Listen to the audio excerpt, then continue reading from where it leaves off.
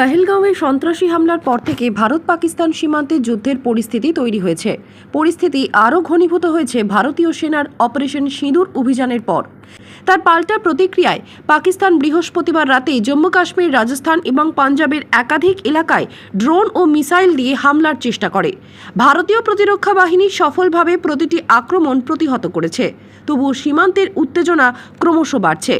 এই যুদ্ধাবস্থার আবহে দেশের গুরুত্বপূর্ণ বিমানবন্দরগুলিতে জারি করা হয়েছে হাই অ্যালার্ট।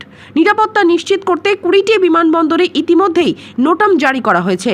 সেই তালিকায় রয়েছে কলকাতা আন্তর্জাতিক বিমানবন্দর।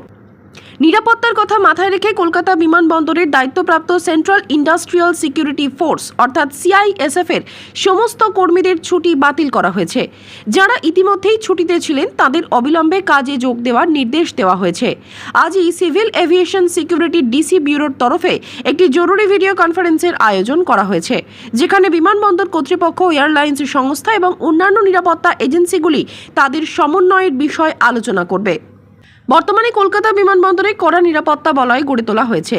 অ্যারাইভাল এবং ডিপার্চার গেট এলাকায় কোনো গাড়ি দাঁড়াতে দেওয়া হচ্ছে না। যাত্রীদের বিমান ধরার জন্য কমপক্ষে 3 ঘন্টা আগে বিমানবন্দরে পৌঁছানোর পরামর্শ দেওয়া হচ্ছে। পাশাপাশি 1.5 ঘন্টা আগে গেট বন্ধ করে দেওয়ার নিয়ম কার্যকর হয়েছে। দেশের অসামরিক উড়ান পরিবহন মন্ত্রক সমস্ত বিমানবন্দরকে বাড়তি সতর্কতা অবলম্বনের নির্দেশ দিয়েছে। যাত্রীদের নিরাপত্তা এবং বিমান চলাচলের স্বাভাবিকতা বজায় রাখাই এখন সর্বোচ্চ অগ্রাধিকার।